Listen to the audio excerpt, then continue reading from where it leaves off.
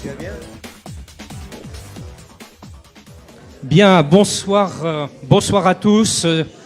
Bonsoir à Bruno Retailleau, président de Force républicaine.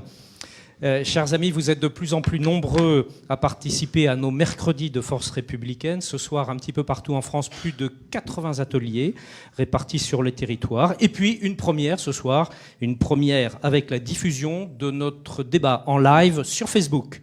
Donc, bienvenue à tous les amis qui vont nous écouter ce soir.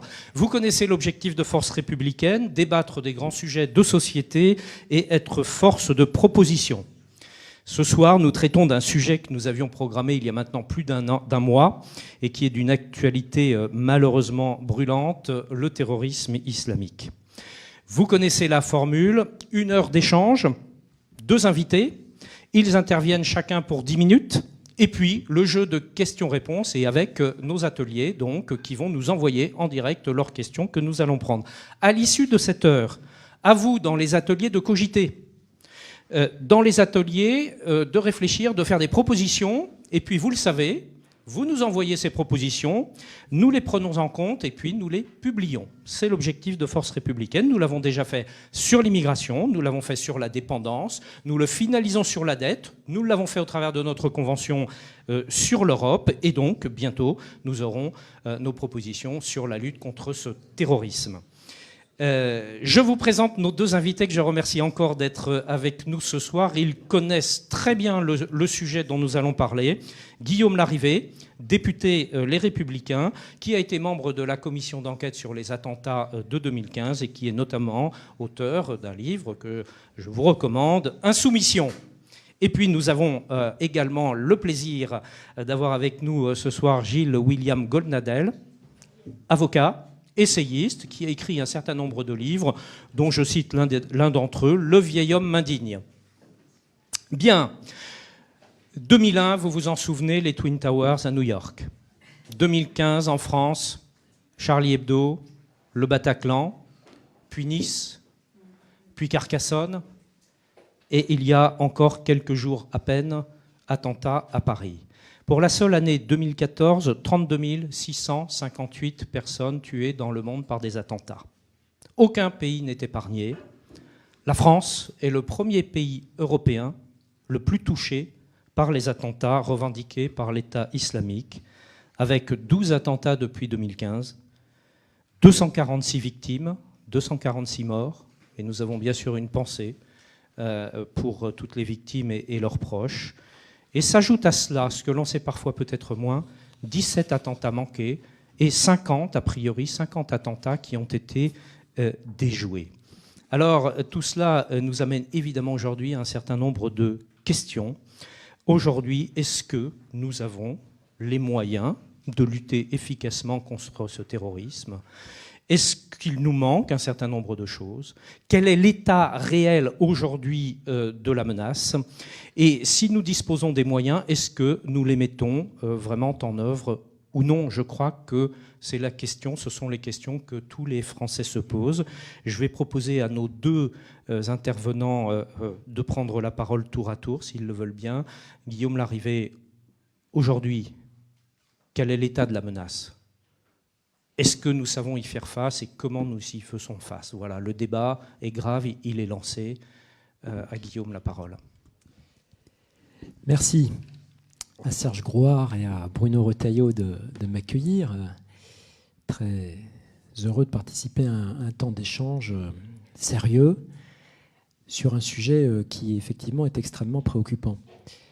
Je m'exprime avec beaucoup de modestie, notamment parce que membre du législatif et non pas de l'exécutif, je n'ai pas accès à la matière brute stratégique.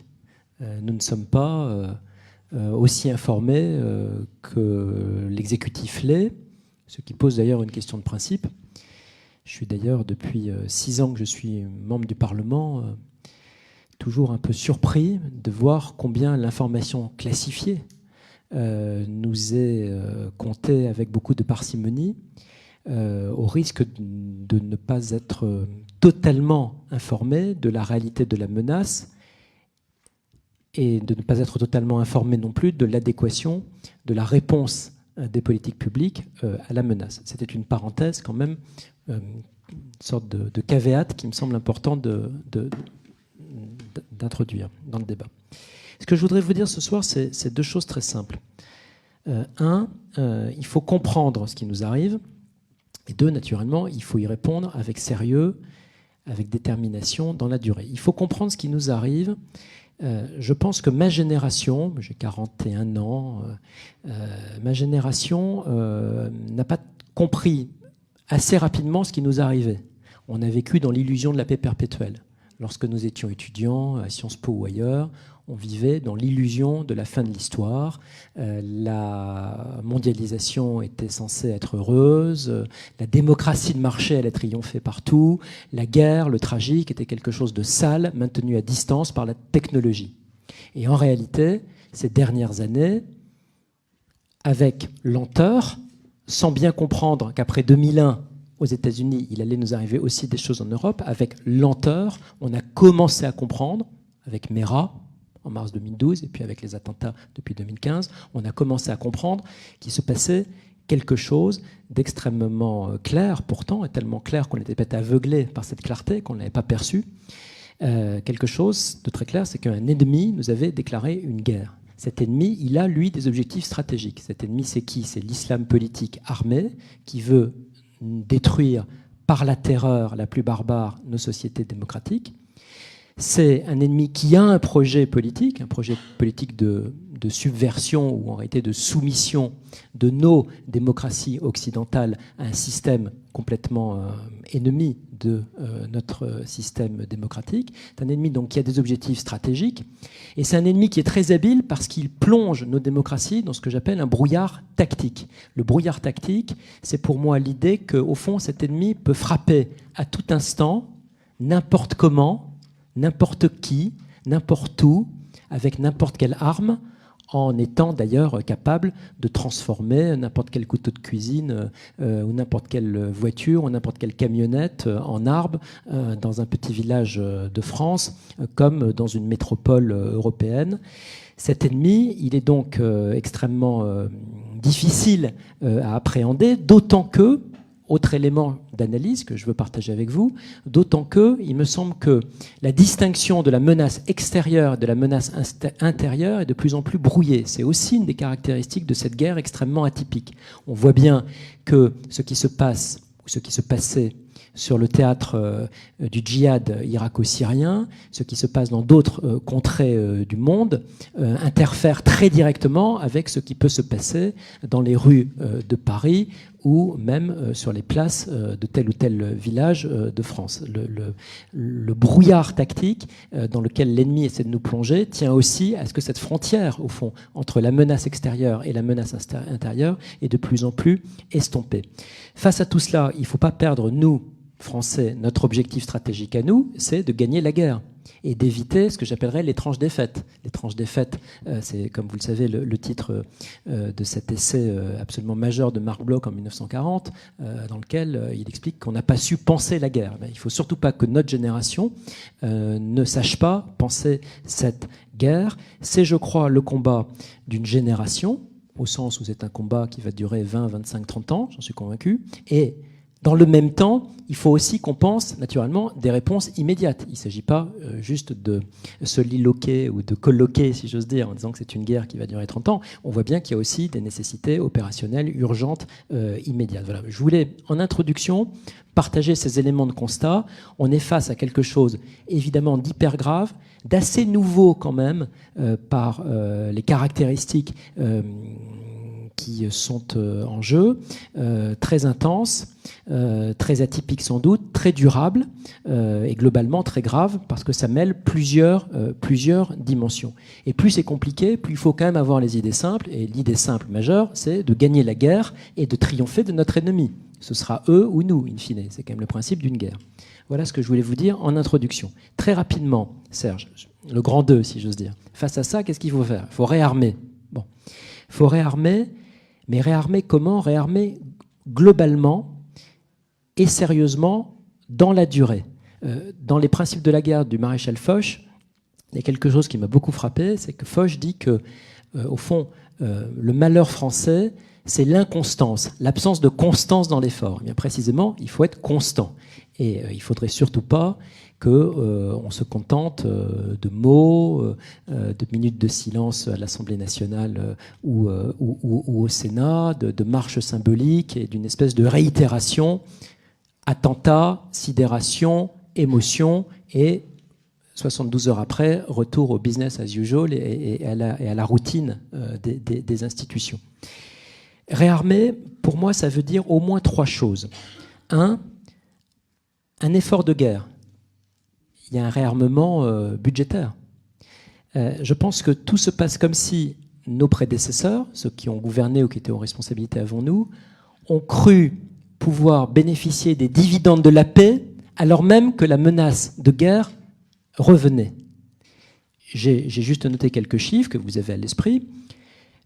L'effort budgétaire de la nation pour l'armée, la police, la gendarmerie, la justice, grosso modo le cœur régalien de l'État, et je ne parle même pas des affaires étrangères, sécurité, disons, intérieure, extérieure. C'était en 1960 6,5% du PIB. En 90, juste après la chute du mur, on était à 4,5%. Et aujourd'hui, c'est un chiffre 2016, mais on était à 2,8%. Donc ça veut bien dire que entre 60 et la fin des années 2010, on a en réalité diminué de plus de 2 l'effort consacré par la nation à ces questions. Et ça se paye. Lorsque une nation décide d'investir en réalité plutôt dans les dépenses d'intervention sociale et plutôt moins dans le régalien, ça finit quand même par provoquer un désarmement. Moi, je pense que la plus grande loi antiterroriste, c'est quand même la loi de finances, en tant qu'elle permet ensuite d'organiser de manière opérationnelle, rationnellement, les services, l'action, le management de l'action concrète. Mais quand même, cette dimension d'effort de guerre me paraît assez fondamentale, il faut l'avoir à l'esprit. La deuxième dimension du réarmement, pour moi, sans être trop long, c'est un réarmement que j'ai envie de qualifier de culturel. La France est une nation, elle n'a pas à s'excuser d'être une nation, il faut donner un contenu à ça.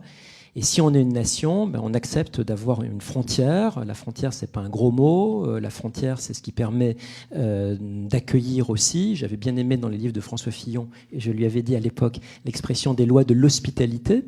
Il y a une frontière qui permet d'accueillir l'autre, mais qui permet de l'accueillir à nos conditions, de manière raisonnable et rationnelle.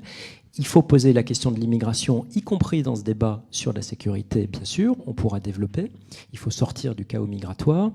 Il faut, dans le cadre de ces réarmements culturels, de mon point de vue, assumer l'idée d'assimilation, qui n'est pas un gros mot. Il y a une partie de la population qui vit en France, qui ne vit pas en français et qui n'appartient pas, qui a fait dissidence en réalité avec la communauté nationale. Donc je pense que la question de l'assimilation du droit de nationalité doit être aussi posée dans ce cadre. Il faut resserrer les critères d'accès à la nationalité française.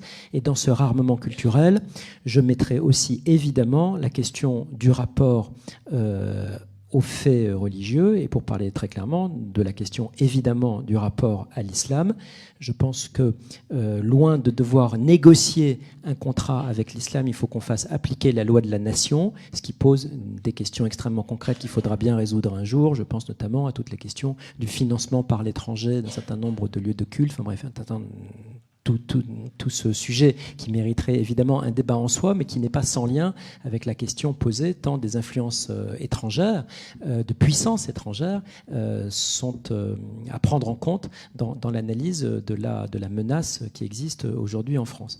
Dans le réarmement culturel, on devrait aussi, j'en suis pas le spécialiste, mais je salue Patrick Hetzel, qui lui serait beaucoup plus qualifié pour en parler. Il y a évidemment toute la question éducative, il y a la question de l'instruction publique qui participe aussi de ce réarmement culturel.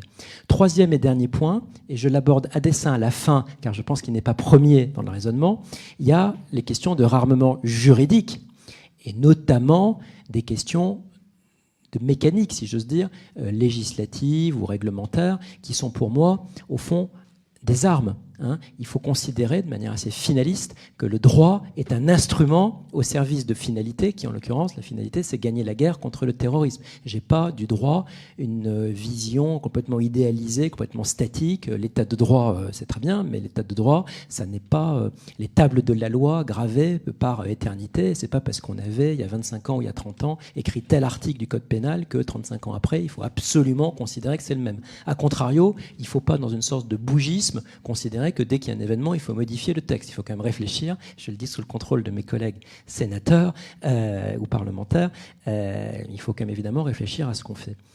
La question clé sur le réarmement juridique, celle qui m'obsède vraiment, si on était aux affaires, c'est vraiment la question qui m'obséderait, c'est comment mettre hors d'état de nuire les individus qui veulent nous détruire. Je pense que c'est ça la question clé qu'on doit se poser comme législateur.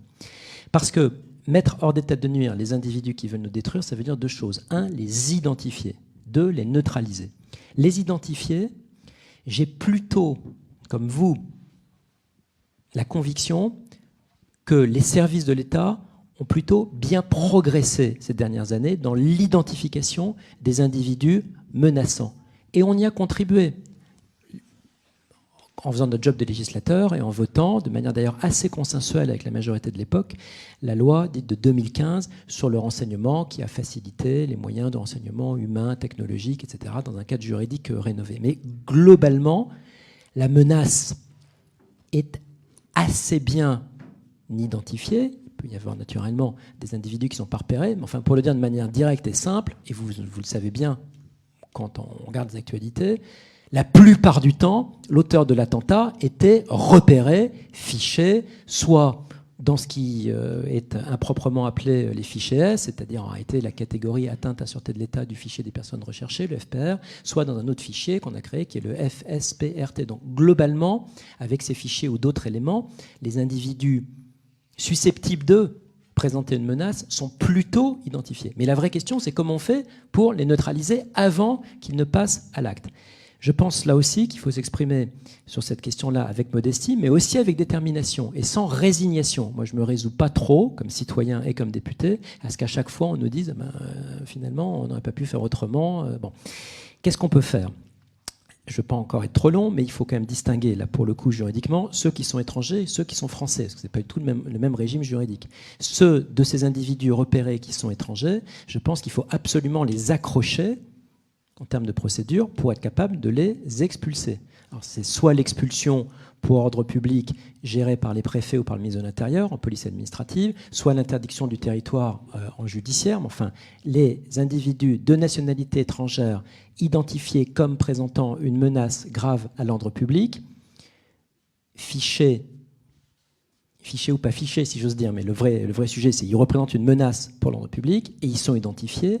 Il faut se donner les moyens opérationnels de les éloigner vers leur pays d'origine. On ne le fait pas assez. J'ai posé une question écrite au garde des Sceaux qui m'a répondu il y a 3 mois. Sachez que sur les 70 000 détenus en France, 69 000 et quelques, vous avez 15 000 ressortissants de nationalité étrangère, par exemple. Ce sont pour l'essentiel des condamnés de droit commun, des délinquants, des récidivistes, très bien, pas très bien du tout justement, ils sont 15 000, donnons-nous les moyens de négocier avec les pays d'origine des conventions pour qu'à la fin de leur peine, ils soient reconduits effectivement dans leur pays, ça fait déjà beaucoup de monde. Même chose pour les 3 000 ressortissants étrangers qui sont aujourd'hui au FSPRT. Pourquoi est-ce qu'on les garde sur le territoire national ? Fondamentalement, il faut faire évoluer les pratiques et peut-être le droit, parce qu'il y a un certain nombre de dispositions juridiques qui protègent contre l'éloignement, à raison notamment de la durée de séjour en France. Je pense qu'il faut nettoyer tous ces sujets. Il faut notamment complètement, de mon point de vue, abroger ce qui avait été appelé la réforme de la double peine en 2003. On est en 2018. J'ai aucun souci à ce qu'on abroge ce qui a pu être voté en 2003. Il faut se donner les moyens d'expulser de manière systématique, organisée, professionnaliser ces ressortissants étrangers qui menacent l'ordre public. S'agissant des Français, c'est évidemment plus compliqué puisqu'ils ne sont pas étrangers. Là aussi, il y a une palette d'outils. Il y a des outils plutôt judiciaires. Il y a peut-être aussi quelques outils administratifs complémentaires. Les outils judiciaires, On s'est doté de quand même beaucoup de moyens, notamment Philippe Bas au Sénat y a beaucoup travaillé.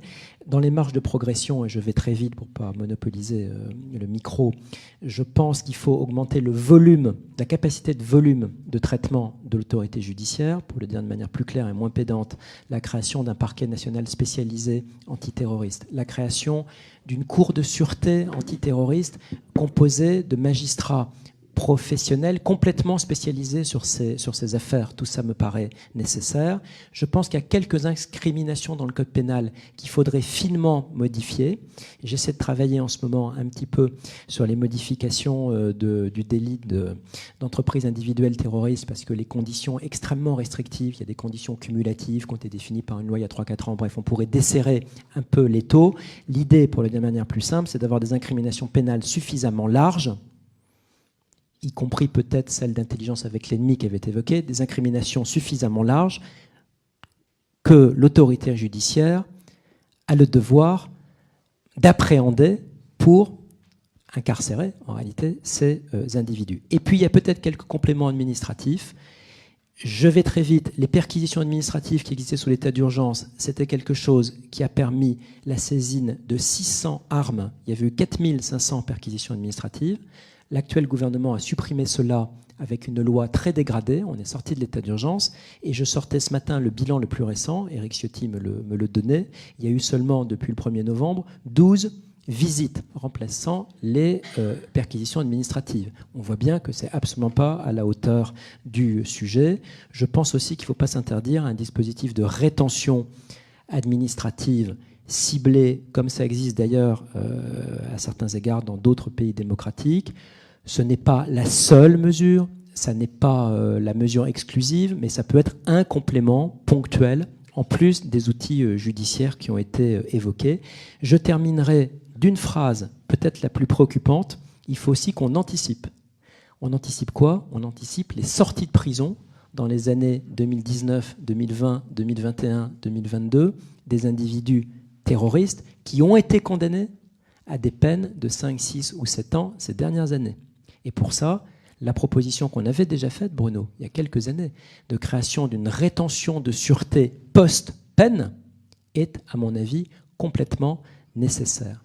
Est-ce que ça passera par la loi simple ou est-ce que ça passera par un éventuel volet constitutionnel, de droit constitutionnel matériel? C'est une question que nous aurons, je pense, la responsabilité de poser au Parlement dans les semaines et dans les mois à venir. On va revenir sur tous ces sujets, mais merci beaucoup Guillaume, qui est une introduction, je veux dire, limpide sur notre sujet avec beaucoup d'éléments de réflexion et de pistes de propositions. Avant de rentrer dans le détail de toutes ces questions que tu as remarquablement posées, je voudrais revenir avec Gilles-William Goldnadel sur cette question au fond que l'on vient d'aborder. Mais est-ce que notre société est, j'allais dire, est prête? Est-ce qu'elle est consciente? Est-ce qu'elle est en mesure presque psychologiquement, mentalement, d'engager ce combat dont Guillaume Larrivé a parlé, cette guerre en fait dont tu as parlé, ou est-ce que finalement nous sommes encore un peu à côté? Est-ce on a par exemple considéré, pour certains, pas pour tous, que la lutte contre Daesh, contre l'État islamique, allait être victorieux, et c'est d'ailleurs un fait militairement sur le terrain, et que dès lors on aurait largement contribué à éradiquer la menace. Tout le monde n'a pas raisonné comme ça, mais ce raisonnement, on l'a entendu aussi. En réalité, il n'en est rien. Il n'en est rien. Est-ce que nous sommes, on citait le grand historien Marc Bloch, est-ce qu'on est toujours un peu dans l'aveuglement? Je vais citer un autre historien qui est Marc Ferraud, qui a écrit récemment un livre qui s'appelle L'aveuglement. Est-ce qu'on est quelque part toujours dans l'aveuglement? Bonsoir à tous. D'abord, et je suis ravi de pouvoir contribuer à ce qu'on essaye un petit peu de changer les choses et peut-être aussi dans le cadre de l'étrange défaite que notre camp a connue aussi et qu'on peut difficilement découpler de tout le reste d'ailleurs. On pourrait s'interroger pour savoir pour quelles raisons un président multiculturaliste a pu être élu d'une certaine manière contre la sensibilité de la majorité des Français. C'est étrange, mais je pourrais répondre à cette question-là en répondant à la vôtre, si j'ose dire. Non, je souscris à tout ce qu'a dit Guillaume Larrivé. Je ne suis pas sûr que vous m'entendiez, mais enfin, comme je ne suis pas non plus au Palais des Sports, je pense que ma voix pourra porter jusque là-bas. Non. Je souscris à tout ce que Guillaume a dit, et en même temps, je me situe à un autre niveau. C'est-à-dire que pour répondre directement à votre question, je me situe dans le cadre de la psychologie collective. Et dans le cadre de la psychologie collective, nous ne vivons ni dans un État démocratique, ni dans un État de droit. Donc toutes les recettes excellentes qui nous sont données, à mon avis, au moment où nous parlons, sont totalement inefficaces. Nous ne vivons pas dans un État de droit, pas la peine que j'aille chercher très loin. Monsieur Retailleau m'a tout de suite entendu, il sait très bien que les zadistes de la ZAD de Nantes sont toujours là. Non mais, ce simple fait, j'aurais pu en présenter 12 000, mais comme j'ai le bonheur de vous voir en face de moi, ce simple fait est capable de montrer que nous sommes dans un État au pied d'argile et que au-delà, on peut avoir les textes les plus formidables du monde qui sont à notre disposition, mais si effectivement l'État est foulé aux pieds de cette manière-là, ça sert à quoi? Ça ne sert à rien du tout. Donc, nous ne sommes pas dans un État de droit. Je n'aurai pas assez, malheureusement, de divi pour vous donner des exemples. Bon. Et nous ne sommes pas dans un État démocratique. Nous ne sommes pas dans un État démocratique parce que dans un État démocratique, il ne serait pas possible d'accepter ça parce que la quasi-majorité des Français voudrait que les zadistes s'en aillent. Si nous étions dans un État démocratique, le référendum qui a eu lieu et qui a quand même été organisé aurait été respecté. Et s'il ne l'avait pas été, bon. Donc, et nous ne sommes pas dans un État démocratique parce que nous sommes piégés, si j'ose dire, au sein même dans nos têtes. Parce que quand Guillaume Larrivé dit qu'il y a la guerre culturelle, tu as dit, le réarmement culturel. Le réarmement culturel nécessaire. Mais pour se réarmer culturellement, encore faut-il pouvoir combattre. S'il n'y a pas de combat culturel auquel je contribue à mettre très modeste mesure ce soir, ça n'est pas la peine du tout de se réarmer. Si nous avons un revolver, mais que nous n'avons pas la force de caractère de pouvoir appuyer sur la gâchette, ça sert de quoi d'avoir un revolver et d'avoir le droit éventuellement de se servir? Ça ne sert strictement de rien. Songez simplement. Et le combat, il est dans nos têtes, parce que je ne pense pas du tout que nous-mêmes qui, je pense que nous ne sommes pas tous ici des islamo-gauchistes, et je reviendrai sur la notion que j'ai élaborée déjà depuis pas mal d'années, mais même nous-mêmes, nous avons maintenant à combattre les ferments qui ont existé depuis une bonne cinquantaine d'années. Je pense vraiment que nous avons connu la pire des entreprises de décérébration que l'humanité a pu connaître. Parce que cette entreprise de décérébration, elle a eu lieu de manière tellement insidieuse, dans le cadre tellement trompeur d'une fausse liberté que finalement les idées se sont davantage encore infiltrées que s'il y avait une sorte de résistance par rapport à une sorte de tortionnaire qui aurait voulu nous faire rentrer les choses dans la tête. Songez simplement que au moment, la veille où le dernier attentat a eu lieu, le débat était un débat totalement convenable, qu'on pouvait parfaitement donner dans le cadre du débat médiatique. C'était est-ce que les djihadistes ou les femmes de djihadistes peuvent rentrer sur les territoires français? Je veux dire, des gens qui ont été traîtres à leur pays, qui ont décapité des êtres humains en Syrie ou en Irak, il y avait des gens, il y avait des avocats, il y avait soi-disant des humanistes qui pouvaient parfaitement dire, même en incarnant, et pourquoi pas, l'humanisme et la moralité, que ces gens-là, ces femmes-là, pouvaient rentrer. Je veux dire, il faut vraiment que notre système de pensée soit profondément atteint, y compris dans ces mesures de défense et de sauvegarde les plus élémentaires pour pouvoir tolérer l'intolérable. Et je vous dis ça parce qu'aujourd'hui, nous sommes à quoi? À une semaine du dernier attentat.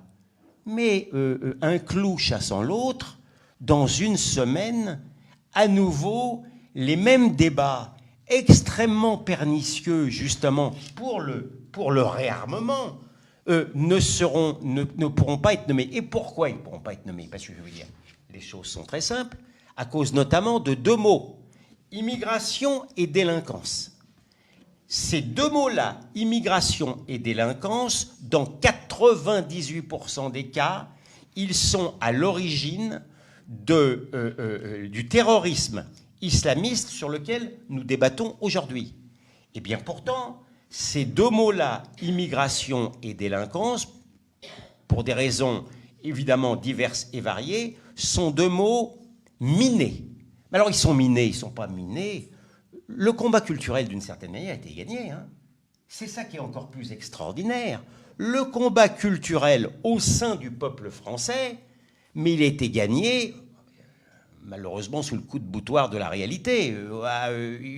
À force d'avoir vu, constaté, subi dans notre chair, dans notre dignité, ce qui s'est passé, l'immense majorité du peuple français est maintenant convaincue, que, effectivement, les deux problèmes que je viens de nommer, sans scier, sont à l'origine du mal en question, sans qu'on ait besoin forcément de prendre des précautions oratoires en disant attention, c'est pas tous les immigrés, attention, la délinquance aussi, il y a un problème social, attention, il ne faut pas faire l'amalgame. Ce combat-là, il était gagné. Vous pouvez maintenant, quand vous parlez chez vous, avec vos enfants, débattre de cela sans avoir trop à prendre de précautions oratoires. Mais il y a un autre niveau. C'est que les gens, les 60%, les 70% de Français qui pensent comme vous et moi, ils ne comptent pas.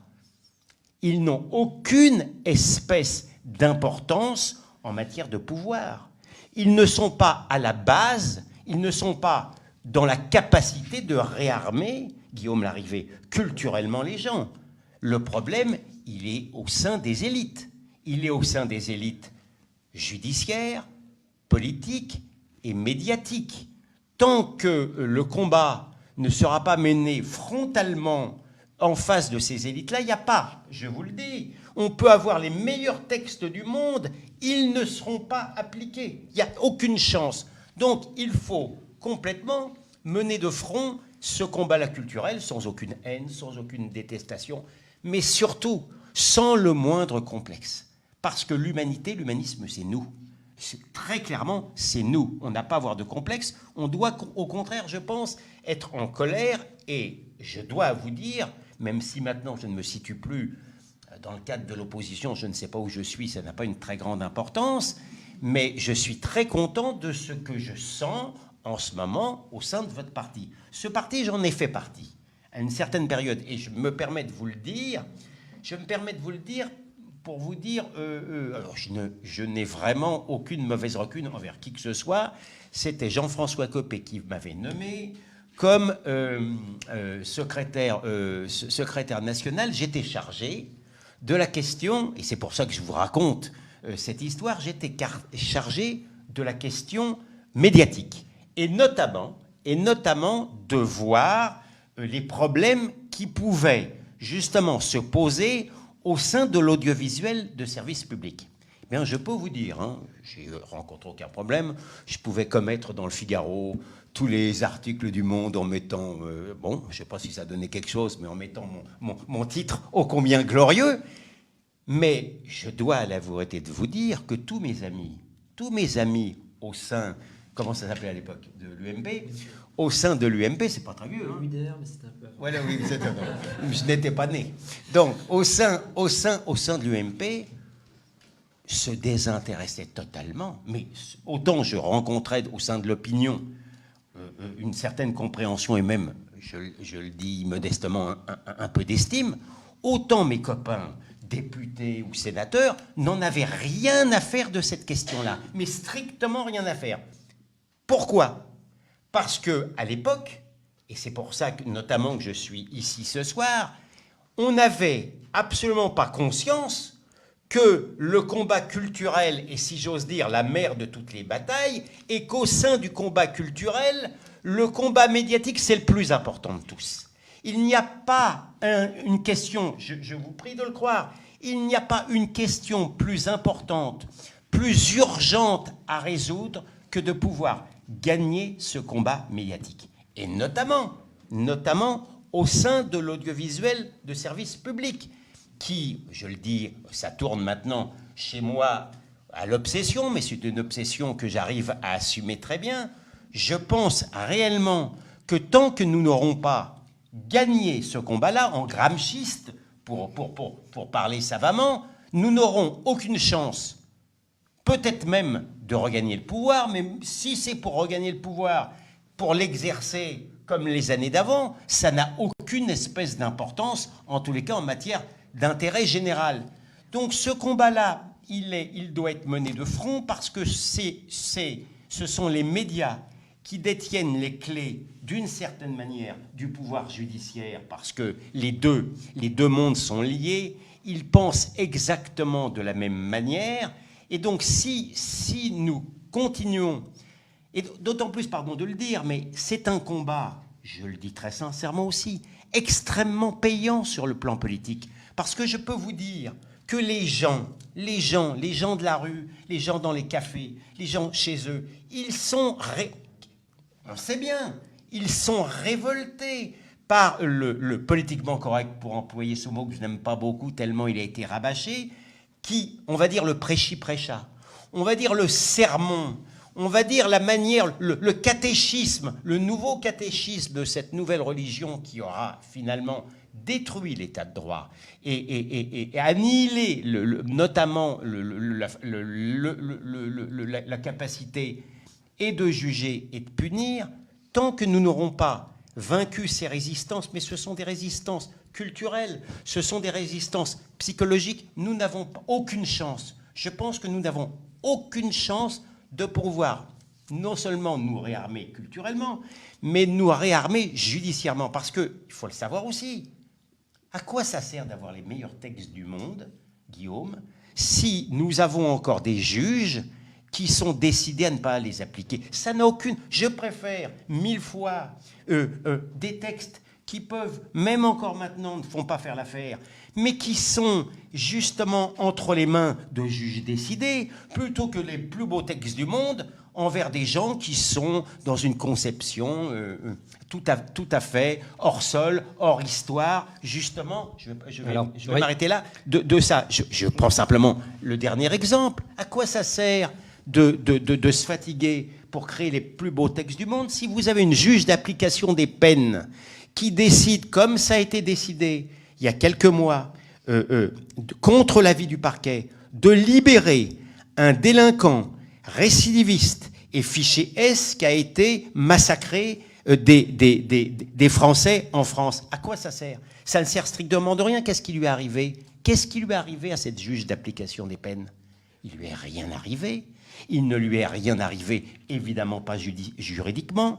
Il ne lui est rien arrivé médiatiquement. Il ne lui est rien arrivé administrativement. Il ne lui est même rien arrivé moralement parce qu'elle a en plus trouvé le moyen de trouver le syndicat de la magistrature pour dire c'est honteux, il ne faut surtout pas en parler. C'est-à-dire que dans le combat qui nous est mené, il n'est pas question de critiquer les politiques en action dès l'instant où il y a un attentat parce que ça serait attenter à la dignité. Il n'est pas question de critiquer les journalistes parce que ça serait attenter à la démocratie. Et il n'est pas question non plus de critiquer les juges pour honorer un principe qui me dépasse. Donc Alors, vous voyez on avait bien. justement une question là Oui. qui est apparue à l'écran, qui était justement sur votre propos. Le problème ne vient-il pas également d'un certain laxisme de la justice? Ça nous vient d'Alès. On dit bonjour à Alès. Mais je n'ai aucun doute à ce sujet. Il existe alors le laxisme judiciaire, appelons-le comme ça, il a beaucoup de manifestations. La première manifestation, je crois que c'est le manque de culture. Je pense que nous avons une nouvelle génération de juges qui a baigné dans ce climat culturel que je n'ai pas eu le temps de vous décrire, mais que vous connaissez aussi bien que moi, et qui fait qu'on a du mal à leur faire comprendre les choses. Deuxièmement, il faut le dire, on a des juges, alors ils sont débordés, mais ils sont débordés. La justice est paralysée aujourd'hui. C'est pas qu'elle est, elle est paralysée. Elle n'avance plus. Moi, pardon, c'est pas très commercial de vous le dire, mais moi, si quelqu'un vient me voir pour porter plainte, par exemple, pour une escroquerie, mais dans 7 ans ou dans 8 ans, on y sera ensemble. Dès l'instant où l'État n'est pas impliqué comme victime, ils en ont rien à faire, c'est une affaire entre parties. Je n'aurai pas assez d'une nuit pour vous décrire à quel point le système est paralysé. Mais pour des raisons idéologiques, on en crée on empile. Madame Schiappa est en train de vous empiler encore d'autres, des délits complètement fumeux, alors même qu'on ne peut pas guérir en temps réel, si j'ose dire, soigner les viols en matière judiciaire, parce que les viols s'empilent.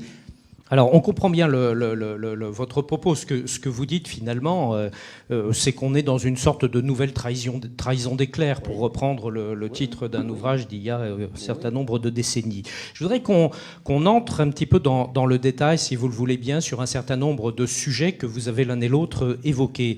Vous disiez il y a un instant... exemple de textes, à quoi servent les textes s'ils ne sont pas appliqués finalement? Moi je voudrais vous poser cette question-là sur le sujet parmi d'autres que Guillaume a évoqué, sur le retour des djihadistes en France. On en a plusieurs centaines qui sont actuellement revenus de Syrie ou de cette région du monde et qui sont revenus sur le territoire national. On a dans le Code civil des dispositions qui permettent, je le dis très, très clairement, de déchoir des Français de leur nationalité dès lors qu'ils ont tourné les armes contre la France. Je schématise, on peut reprendre les articles précis du Code civil, si vous le voulez, je vous en donnerai les références. Ces dispositions, c'est un exemple, n'ont jamais été appliquées.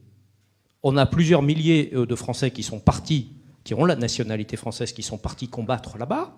On en a les preuves. On en a les éléments, certains d'ailleurs sont morts là-bas, d'autres sont revenus. Est-ce que c'est une disposition que l'on pourrait demain appliquer, qui suppose une procédure d'ailleurs en justice devant les tribunaux administratifs, en Conseil d'État pour être précis? C'est une procédure donc particulière. Je n'ai jamais vu appliquer. Moi-même, quand j'étais à l'Assemblée, j'ai souvent posé cette question. Pourquoi est-ce qu'on n'applique pas cette disposition? On a toujours eu des faux fuyants. C'est un exemple que je donne. Est-ce que, là je me retourne vers Guillaume, est-ce que c'est une mesure qui pourrait être appliquée pourquoi pas demain matin? On a des cas très précis. Je voudrais donner un deuxième exemple sur, effectivement, et vous en avez parlé, sur le fichier. On a un fichier, effectivement, qui s'appelle le FSPRT, qui est un fichier d'à peu près 20 000 noms. Ces 20 000 noms, il y a 3 000 étrangers, de gens qui sont considérés comme pouvant porter atteinte gravement à la sécurité des Français et nuire à la France. Pourquoi, concrètement, aujourd'hui, ces 3 000 étrangers ne sont-ils pas expulsés de France? Guillaume, tu l'as un petit peu évoqué tout à l'heure. Est-ce qu'on peut revenir précisément sur ces deux questions? Oui, je vais te répondre très vite. Juste une petite incise pour Gilles William Golnadel avant. Je pense qu'avec des angles différents et des mots différents et des styles différents, on dit à peu près la même chose. Hélas. Hélas. C'est-à-dire cette espèce d'abouli, l'absence de volonté, de veulerie, de couardise généralisée à tous les échelons, consistant à dire qu'on peut rien sur rien parce qu'il y a tel texte, parce qu'il y a telle contrainte, etc. C'est quand même de cela dont on crève concrètement. Hein. Bon, donc on est bien en phase sur bien des sujets. Alors les deux questions de Serge Grouard. 1, la déchéance de nationalité. Bon, là aussi, on va se parler très franchement. Ce débat avait été pris tellement dans le mauvais sens par le président de la République précédent, nous convoquant à Versailles en novembre 2015. On va pas refaire l'histoire, mais François Hollande s'est embarqué dans un truc extrêmement mal ficelé de révision constitutionnelle sur la déchéance de nationalité. Tout ça a fait perdre quasiment un an au pays et a fini par faire oublier l'essentiel qu'a rappelé Serge, c'est que dans la loi actuelle, il y a déjà des articles qui permettent, par des décrets, donc des actes du gouvernement pris après l'avis de la section de l'intérieur du Conseil d'État, mais peu importe, en tout cas, il y a la possibilité pour le gouvernement, s'il monte des dossiers, s'il en a la volonté, s'il est assez armé pour le coup psychologiquement pour assumer cette décision, il y a déjà des instruments juridiques qui permettent de déchoir de la nationalité des individus qui, au fond, par leur comportement, ont quitté la communauté nationale en tant que ce sont des traîtres à la nation. Bon, donc il y a ces dispositions-là. Je suis totalement d'accord, Serge. Si on était au pouvoir, je pense que notre responsabilité, ça serait de tout faire pour appliquer concrètement ces dispositions. Deuxièmement, sur le retour des djihadistes de nationalité française, entre guillemets, qui sont donc partis à l'étranger, je pense que là aussi, il ne faut pas se faire des nœuds dans le cerveau, il ne faut pas accepter leur retour vers la France. Dès lors qu'ils ont, eux, choisi en réalité de nous quitter, il faut les laisser là-bas et pas se poser plus de questions que cela. Il y a des institutions dans les zones dans lesquelles ils se sont eux-mêmes transportés qui sont aptes à les juger. Et je considère vraiment que notre devoir, à nous, les autorités françaises, législatives, comme pour ceux qui sont au gouvernement, c'est en réalité de se désintéresser de leur sort. Il faut les laisser là-bas, être condamnés là-bas, y compris si ils encourent là-bas, ces individus, des peines extrêmement lourdes. Bien. La deuxième question portait sur les 3000 ressortissants étrangers qui font l'objet donc d'un signalement au FSPRT. Bon, ben ça, je l'ai dit tout à l'heure. Je pense que il faut là aussi prendre des mesures d'expulsion. Et les mesures d'expulsion, c'est des mesures administratives. Il y a peut-être un ou deux verrous juridiques à faire sauter. Il y en a deux, je l'ai dit. Il y a sans doute en partie, et c'est très simple, hein, ça pourrait se modifier en une demi-journée au Sénat ou à l'Assemblée. Hein, mais il faut supprimer, il faut nettoyer du Code de l'entrée et du séjour des étrangers des dispositions dites double peine. Pour être dans le détail, il y a ça à faire. Et il y a quand même un autre sujet juridique qui est souvent surinterprété par les juges français et par l'exécutif français, c'est tout ce qui a trait à la Convention européenne des droits de l'homme. Je dis ça fait un peu moi-je, mais bon, j'ai fait un peu lancer le sujet dans le Figaro en 2013 avec Pierre Lelouch. On avait un peu lancé le sujet comme ça à l'Assemblée. Vous l'avez aussi eu au Sénat. François Fillon, très courageusement, avait évoqué la question de la CEDH dans son programme de primaire et son programme présidentiel. On a un sujet avec la CEDH. Je ne veux pas être trop long, mais vous avez l'article 3 de la Convention européenne des droits de l'homme qui prohibe les traitements dits inhumains ou dégradants. On est tous d'accord. On n'est pas des sauvages. On ne veut pas qu'il y ait des traitements inhumains ou dégradants. Mais la difficulté, c'est l'interprétation de cela. Et si ça a pour conséquence de nous interdire d'expulser, par exemple, vers l'Algérie, des terroristes algériens, et si ça a pour conséquence de nous obliger à la garder en France, ben là, il y a quand même une vraie difficulté. Donc moi, je suis très partisan, si on était aux affaires, qu'on sorte du mécanisme de la CEDH avant peut-être d'y réadhérer avec des clauses restrictive. Enfin, il y a une renégociation à faire pour sortir de ce carcan qui, aujourd'hui, effectivement, ne permet pas suffisamment de défendre la France et les Français. On avait proposé, effectivement, à l'époque, de pouvoir sortir de la CEDH, d'apporter des réserves et de réadhérer avec les réserves. Voilà. Alors, Gilles William Goldberg. Je voudrais rebondir. Oui. Non, mais parce que votre exemple de la déchéance de nationalité, il est formidable, je veux dire. Il montre comment ça se passe. Le système que j'ai essayé de vous décrire. Après les attentats, l'idée de Hollande de déchoir de la nationalité tous les types qui s'étaient conduits comme vous savez, elle a été accueillie avec un enthousiasme fabuleux, exceptionnel. Et puis ensuite, au fil des jours, au fil des semaines, après que l'émotion soit retombée, et pendant que le débat médiatique, dont je vous parle toujours, avec des soi-disant intellectuels choisis, avec des représentants des médias triés sur le volet, on fait donner de la voix en disant c'est un scandale, c'est terrible, etc. À l'arrivée, ça n'a pas marché. Et vous avez maintenant un François Hollande. Quand on lui demande, ce qui est extraordinaire quand même, quand on lui demande ce qu'il vraiment il a regretté pendant son quinquennat, il trouve le moyen de dire c'est affreux, oui, c'est vrai, j'ai proposé j'ai proposé justement la déchéance de... Mais alors, vous vous rendez compte comment ça travaille les cerveaux quand même les mieux structurés.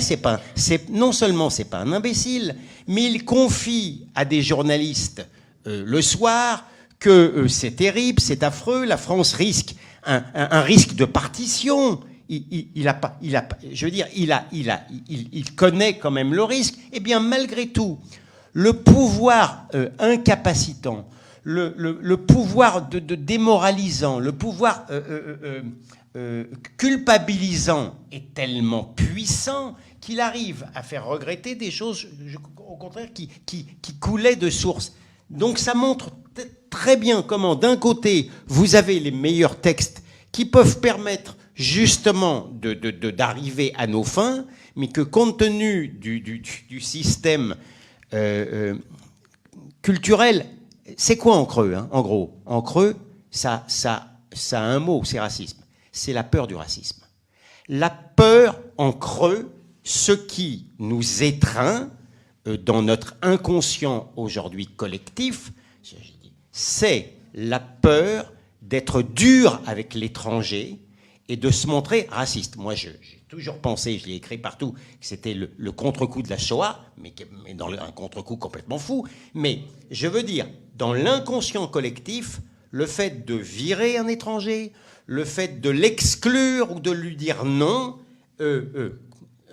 automatiquement, c'est maintenant devenu pavlovien, nous donne une sorte de mauvaise conscience, quand bien même notre sort, y compris notre sécurité physique, regardez le retour des djihadistes, est en cause. Il est puissant, encore une fois, le système qu'il faut combattre. Alors, on a eu entre-temps une autre question que j'ai vue sur l'écran. Vous avez parlé l'un et l'autre des fichiers S. Alors, d'abord, est-ce qu'on peut faire un petit peu le point, parce qu'on entend beaucoup de choses, et beaucoup de choses à la fois justes et d'autres fausses, sur la question des fichiers S. Et plus précisément, c'est Bertrand qui nous demande ça, est-ce que les maires devraient avoir connaissance des personnes fichées S sur le ressort de leur commune ? Question peut-être, alors Guillaume, peut-être un point de vue là-dessus, et peut-être un point sur ces fameux fichiers S. C'est qui et comment est élaboré ce fichier. Parce qu'il y a encore une fois beaucoup d'approximations sur le sujet. Oui, moi je trouve qu'il y a un peu je vais essayer de m'exprimer de manière claire. Je trouve qu'il y a un peu un fétichisme de la fiche S, en fait, parce que bon. Je ne trouve pas complètement rationnel qu'une large part du débat public porte sur cette question, mais évidemment, c'est normal que ce soit dans le débat public, puisque ça a été posé dans le débat public, mais c'est quand même pas, je trouve, la manière la plus rationnelle. Le vrai sujet, c'est de savoir si la personne, l'individu, est dangereux ou pas dangereux. Bon. La caractéristique de sa dangerosité, elle passe parfois par l'inscription dans un fichier de police. Alors, il y a plusieurs fichiers de police. Il y a de très nombreux, en réalité, de fichiers de police. Bon. Vous avez aussi un fichier dont personne ne parle qui s'appelle EASP. Votre serviteur en est un rédacteur. C'est le fichier sur les enquêtes administratives relatives à la sécurité publique. C'est un des héritiers d'un vieux fichier qui n'a pas fait long feu, qui s'appelait Edwige. Enfin bref, il y a énormément de fichiers de police partout. Bien. Il y a EASP, il y a PASP, il y a le FPR, le FSPRT, Christina, des fichiers d'enseignement. Il y a plein de fichiers, si vous voulez. Donc, on fait une espèce de focalisation du débat public sur cette catégorie du FPR. Il y a trop de noms de femmes. Hein. Effectivement, j'entends dans la salle cette remarque. Guillaume, si tu peux faire quelque chose.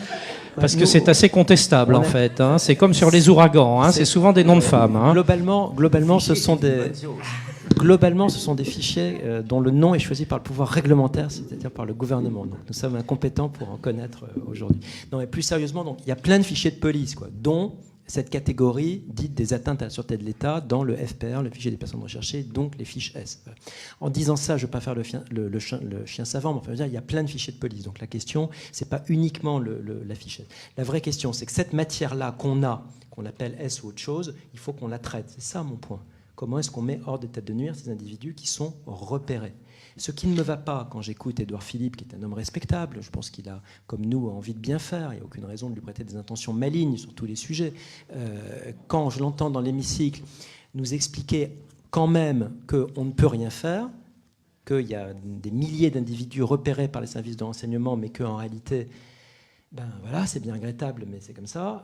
Ça ne me va pas. Enfin, on serait à sa place, on aurait quand même du mal, je trouve, à faire cette réponse-là. Donc, qu'est-ce qu'on fait concrètement ? Eh bien, je pense qu'il faut, faire que l'autorité judiciaire se saisisse des incriminations qui existent dans le code pénal. Peut-être qu'on peut les toiletter un peu, mais pour l'essentiel, elles existent, et que des individus qui sont repérés comme dangereux, on se mette en situation de les neutraliser par l'autorité judiciaire. Et pour ça, il faut quand même une autorité judiciaire qui fasse le job. C'est pour ça que je pense qu'il faut un parquet complètement spécialisé et des juges du fond complètement spécialisés. Quand je vous parlais tout à l'heure d'une cour de sûreté, avec vraiment des juges spécialisés à problèmes très spécialisés. Est-ce que c'est pas la fonction du parquet antiterroriste ? Spécialisé.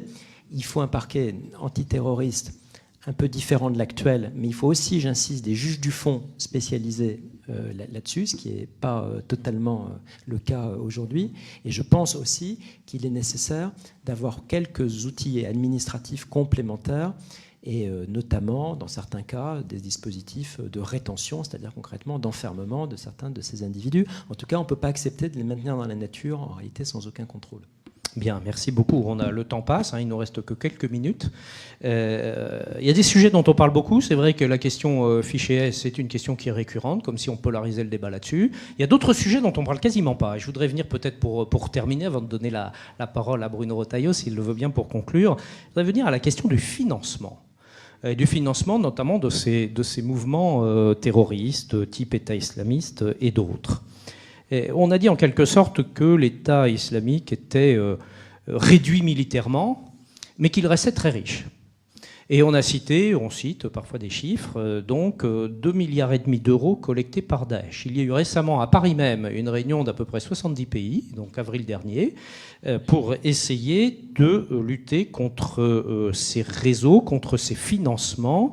Là-dessus, je m'adresse à nouveau à tous les deux, celui qui veut prendre le micro. Est-ce que l'on est outillé là-dessus pour véritablement apporter des réponses ? Parce qu'on sait bien que l'argent est aussi, comme on dit, le nerf de la guerre.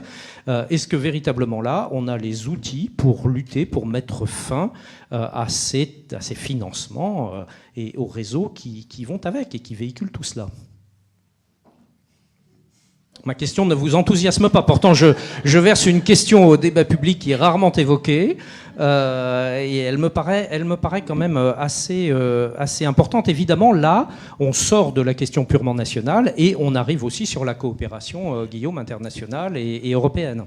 Moi, je ne veux pas trop m'exprimer sur des questions que je n'ai pas vraiment travaillées techniquement, et en l'occurrence, je ne suis pas vraiment un expert de cette question majeure, je le reconnais, du financement de l'État islamique. En revanche, s'agissant des questions financières, il y a bien une question que j'ai regardée de près, notamment des formations professionnelles sous un angle un peu juridique, c'est celle du financement des lieux de culte musulmans, c'est-à-dire des mosquées. Il y a un paradoxe que je vais résumer très rapidement, c'est que la fameuse loi de 1905, qui prévoit un régime d'associations dites cultuelles, qui sont des associations très transparentes, en fait, soumises à un contrôle des services du ministère des Finances, et ouvrant droit d'ailleurs à des déductions fiscales en contrepartie. Ces associations de loi 1905 ne sont pas du tout, ou quasiment pas du tout, utilisées par le culte musulman. En réalité, le culte musulman aujourd'hui en France n'applique pas les 1905, mais une autre structure associative, les fameuses 1901. Bon, c'est pas un petit problème de juristes vétilleux. Ça change tout sur la transparence et sur les modalités de contrôle. Et moi, je pense qu'on devrait vraiment faire que le culte musulman, comme les autres cultes, entre bien dans le cadre transparent et donc surveillé de la loi de 1905. Première modification juridique à faire. Et j'ai déposé une PPL, une proposition de loi là-dessus il y a quelques années déjà, mais enfin on peut la réactualiser, enfin la redéposer. Deuxième problème de financement du culte musulman, c'est évidemment les financements étrangers. On ne peut pas répéter comme un slogan en bêlant islam de France, et accepter en réalité un islam complètement sous la main de puissances étrangères avec des canaux étrangers extrêmement structurés. Alors, il peut y avoir parfois des coopérations avec des États qui, comme nous, luttent contre le terrorisme islamiste, bien sûr, mais tout ça dans un cadre transparent qui n'est pas le cadre actuel. On pourrait développer, moi je le dis là comme élu d'Auxerre, comme conseiller municipal encore de base dans la commune d'Auxerre, moi j'aimerais savoir très précisément comment sont financées les différentes structures dans ma ville, et je ne sais pas répondre à cette question aujourd'hui, je ne trouve pas ça très satisfaisant. Merci beaucoup Guillaume, merci à tous les deux.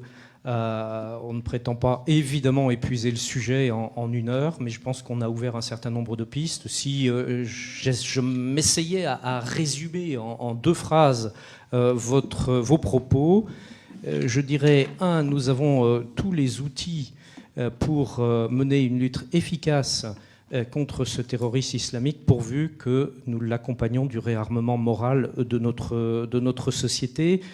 C'est un sujet récurrent dans notre beau pays, et l'on pourrait reprendre de multiples exemples dans notre belle histoire de France de ce débat et de ce combat entre justement un esprit de résistance et un esprit de collaboration. C'est un grand et beau débat. Je voudrais dire à nos amis qui nous font l'amitié de nous écouter que nous allons nous retrouver le 6 juin prochain pour un nouveau mercredi de Force républicaine. On change complètement, j'allais dire, de fusil d'épaule. On va parler de compétitivité et de la situation de l'économie française. Et vous verrez, on aura également 2 invités au top de ces sujets. Donc, vous ne quittez pas et vous continuez à bosser, parce que maintenant, nous, on va continuer à discuter tranquillement, mais vous, dans les ateliers, vous allez continuer à bosser, parce qu'on compte sur vos propositions pour pouvoir élaborer quelque chose de cohérent et de fort pour Force républicaine. Monsieur le Président, cher Bruno, si tu veux bien conclure cet échange. Ça va être très rapide parce que j'ai quelques minutes pour conclure. En tout cas, je voudrais remercier les 2 intervenants qui nous ont apporté beaucoup de matière de façon extrêmement vivante, et je partage évidemment les convictions que l'un et l'autre ont portées de façon tellement différente mais aussi tellement complémentaire. Moi, je suis surpris, après cette série d'attentats, je le vois comme élu, je le vois comme citoyen, d'une forme de banalisation, malgré tout, des attentats. Il y a une forme d'accoutumance. Et j'ai toujours dit, je l'avais indiqué lors d'une session devant le Premier ministre, et j'avais indiqué qu'il y a pire que l'horreur. En réalité, c'est l'accoutumance à l'horreur. Et je crains que notre société, collectivement, soit en train de céder à cette forme de banalisation. Il y a une articulation qui est assez simple que je voudrais reprendre parce que je pense qu'elle est la clé, en réalité, d'un mal qu'il faut traiter, qui est un mal qui engagera, bien sûr, Guillaume, l'ensemble d'une génération. On en a pour 20 à 30 ans, c'est absolument clair. Et c'est un combat culturel dans ce sens où il vise la conquête des consciences, des esprits et des cœurs. Des esprits et des cœurs qu'on a vidés. Par un sentiment de culpabilité de ce que nous sommes. Et les terroristes nous visent pour ce que nous sommes en même temps. Et donc il faut réaffirmer nos valeurs, ce que nous sommes. Et si nous sommes une zone de basse pression dans les valeurs, eh bien, évidemment, nous ne résisterons pas à cette forme de violence. L'articulation dont je voulais parler, je pense qu'il y a une double menace qui exige une double réponse. On voit bien, il y a une menace qui est immédiate, qui est absolument violente. C'est les attentats, c'est le djihadisme brutal, monstrueux. Cette menace-là, elle est immédiate et il faut la traiter. Je serais assez d'accord, j'ai souvent dit, moi, qu'en France, on meurt souvent en pensant que la loi peut tout donner. Je pense qu'on a beaucoup de textes et qu'on a si peu de courage, de lucidité d'abord pour nommer les choses, pour les nommer, mais surtout pour appliquer les textes. Les textes, il faut sans doute parfois les compléter. Très peu, depuis la fin de l'état d'urgence, très peu de mosquées ont été fermées lorsqu'il y avait des prêches de haine. Pourquoi ? Parce que depuis la fin de l'état d'urgence, c'est beaucoup plus difficile, et je pense que là, il y a des fondements juridiques qu'il faut sans doute se réapproprier. Donc, on a parlé de la déchéance de nationalité, il y a l'article 23, l'article 25 du Code civil, on a la double peine, on a tous ces éléments-là qu'il faut réactiver. Il faut, faire face à une menace immédiate pour protéger les Français.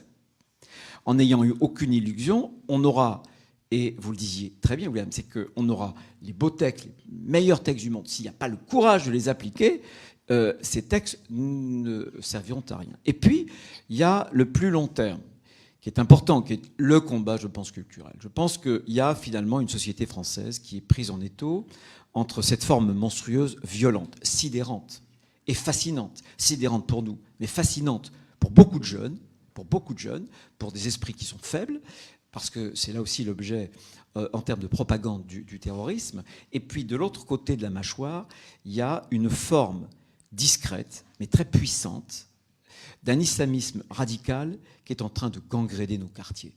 Voilà. Et qui est le terreau du développement des djihadistes d'aujourd'hui et de demain.